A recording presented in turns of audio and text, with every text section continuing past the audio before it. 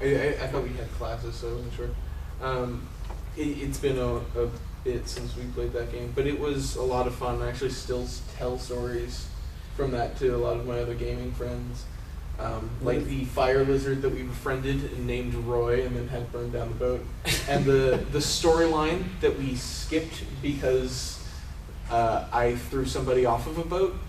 We did a lot of things with boats, actually. But after that, the next year, or no, it must have been the year after, actually, I bought, well, in between then was my introduction to 3.5 with an old friend. I briefly got into the middle of a game that they were playing as a character that came in and then died. And then right after that was when 4th edition came out, and I bought the 4th edition books. And so I may be the only person on this panel who actually likes 4th edition. And that was my first introduction to DMing, because I just got a bunch of other people at school, basically anyone I could convince to just like, hey, come hang out with me this Friday night. We're going to play D&D. And I lost a couple of friends doing that. But it's okay, they weren't important because they didn't play D&D. And so I DM'd because I was the only one who ever played before, and I fell in love with making dungeons and things. What is it about that? It's something about The creative process. creative process. It is.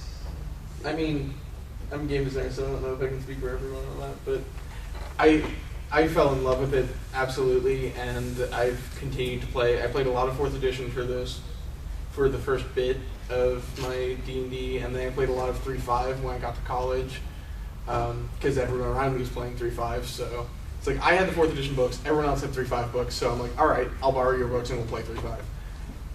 And I've also played a bunch of Pathfinder. I've now played more 4th edition recently because there have been a bunch of good modules that have come out for it. I played a bunch of D&D Next because they have public beta tests with just PDFs of it, and I still have the PDFs. I haven't played a lot of that because for some reason I can't get people to play it. But if you get the chance, I think it's a lot of fun. And I have spent the rest of my time just getting my hands on every bit of RPG I can play, and my friends and I have actually started making our own RPG systems because we can't get enough. All right, Bruce, what was your first D&D? Well, my first D&D, 1976, I'm in college. I'm walking through the lounge at my college dorm, and there's these people sitting around a table with line pads, and someone's got like a folded thing with mimeograph sheets of something attached to it, and there's this map. And I walk up to them and I ask them what it is, and they tell me that it's this fantasy game that's got wizards and things like that. And I am a very devout Christian. And I looked at that and I said, "Well, it sounds kind of cultish." And they looked at and they scoffed at me. And so I turned around and walked away. 4 years later, I am this is now 1980, and I am a manager at a pizza store. And one of the drivers comes in, and he's got a little bit of break time, and he pulls out this map of this maze, and he's working on it. And I ask him what it's about, and he tells me it's for this Dungeons and Dragons game, which, by the way, if I was told the name of it before, I'd forgotten it. So I said, "So what is it that you do here?" And he tells me about it, and it looked really very questionable, very iffy as far as the game is concerned, because you've got you've got a dragon right next to Medusa, right next to something else. And I said, "Oh, okay, that's interesting," and I paid no attention to that, except that I was involved with an organization out of Chicago called Cornerstone Publishing, and they produced a magazine called Cornerstone. And I got 50 of these things every month, and I distributed them all over campus because it was a religious newsletter about various topics of spiritual thing. And they had a cover issue on Dungeons and Dragons. Well, I opened it up, I'm reading it, and I'm like, this doesn't sound anything like what this kid was showing me. It was this really, it's you'd probably refer to it as screed, though personally don't think they were, they were trying to be honest and fair, but I think they were coming totally as an outsider into it. And so I said, well, okay, this is confusing. So I went out and bought the basic blue set to say, okay, it's worth my $6 to resolve this strange quandary. And I opened it up, I read it, I said, obviously this is a game. It has nothing to do with cult behavior, it has nothing to do with Satanism, it has nothing to do with witchcraft. It's a game. And in reading about it, it inspired my imagination. I thought it was great. I ran a trial game at a Christian retreat with some other Christians who had never heard of the game before. And after that, I found out about the advanced edition. And I was like, well, why am I playing this when I got the advanced Dungeons and Dragons? And I'd actually never played with anybody other than that little trial thing before. I think I probably memorized that book. And then I found a science fiction club at Marshall University, and the rest continued. About a year or so later than that, I met Richard Tucholka of TriTac Games, who produced a number of really noteworthy games, especially Bureau 13, originally called Stocky the Night Fantastic, which was the very first modern supernatural role-playing game. He did Fringeworthy, which is the first interdimensional role-playing game, which has a striking resemblance to Stargate, even though it was published 10 years before Stargate ever aired on the TV screens and the movie screens.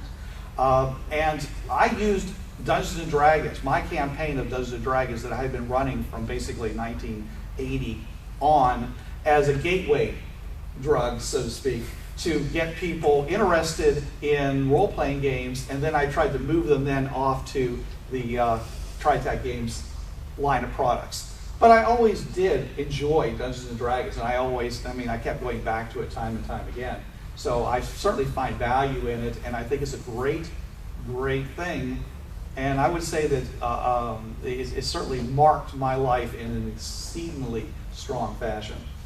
Cool. Okay, so out of the room, raise your hand if you've ever been a Dungeon Master. Okay. Now, rarely, but raise your hand if when you first Dungeon Mastered you were really crappy. Okay. Right. It's an acquired skill.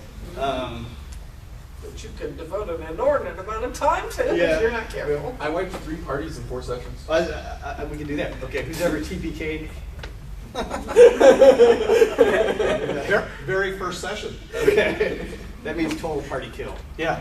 No. You wipe out the entire party. So actually, remember the... But we did it for noble reasons. This one guy had trapped us in a room and said, give me 50% of the treasure or I'll leave you here to die. And we said, we'd rather die. why would they kill you and take the treasure All anyway? new characters. We were all first level. Didn't have Why much would they footage. kill you and take the treasure anyway? They couldn't kill us and take the treasure. That was the point. He had us trapped So in a they room. could take the treasure, which is what they really wanted, right? I remember one game I was in. This was fairly recently. I was actually playing in this one. We all died in the first session, and this was for a module. And we ended up rolling up new characters and doing the module again, and it was fine. But we died so horribly that first time that after we were done with the session, we all sat in stunned silence for a moment, and then took our character sheets outside to the grill and burned them because we were so upset. So you remember the Giant series of modules from the late 70s, early 80s, like Hill Giant, Yeah. Frost Giant, Yeah, Frost Giant. So I ran a party through that. This is not quite a TPK. They went through the Hill Giant one, not too much of a problem, and got demolished in the Frost Giant. They never got to the Fire Giant one. There was like one character left, and like at the end of the module, there was like some lever where he pulls to get teleported out of that, and that was like the end. We said, okay, well, this isn't working out. So I haven't quite TPK'd, but anybody else? No TPK, but I just remember a great campaign, a summer camp one time, and it was supposed to be ongoing, for a couple nights. And early in the first session, I was completely mind flayed. Right. I was out pretty early on that one. Yeah. Well, what about the audience? What are your questions or comments concerning D&D and how you've used it or how it's affected you?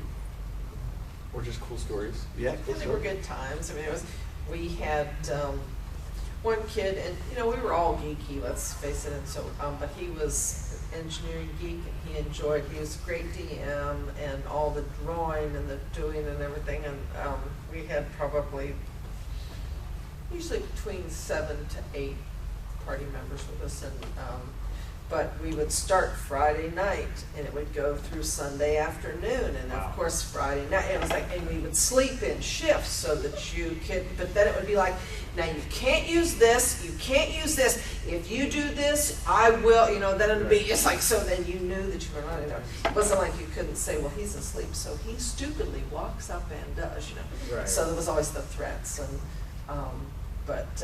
and then so-and-so would be manager at Long John Silver's, and he'd be showing up with food like at 2 in the morning when they closed, and oh, okay, well then you have the whole big, you know. Right. And so it was great times. Well, that's pretty major. But this was in '78, so this was, and then it was with the, like DM Guide, it was the original, and then it had the supplement pages because of all the typos in the book and something. Yeah. Well, I have to say that you said from Friday to Sunday? Yeah, and we go to Sunday afternoon, and we would be at, you know, and we'd rotate it through 3 houses because, you know, parents would eventually, it was, Yeah. we had to It come. was basically a mini convention that you were doing. Yeah, I mean, but that's just, you committed to that. I know, yeah, I've never done that. Like in the old days, we used to do like maybe 6-hour sessions, and that'd be about it. Oh, because we had enough people. You Yeah. had enough people in the group that you could, Yeah. you know, so. Sir, you were about to. Well, I would say I played in high school and haven't in a long time. And one of the reasons I came here is because my son's 12 now, and I was thinking about trying to get him back into it. And there's so much out there now. Oh, You know, yeah. I mean. But one thing I was going to say was I actually, when I played, I had a copy of the Gods and Demigods book, the one they had to take off the shelf because it had the Elric and the Right. and I sold it a couple years ago for like $200. I mean, it was awesome. Oh, It wow, was so I great. need to find my stuff. I mean, I Yeah. got boxes and all the figures. Yeah. I was big into painting the figures, and you know, and that certain pine needle that had that little hook that you could do the odd, small little dots.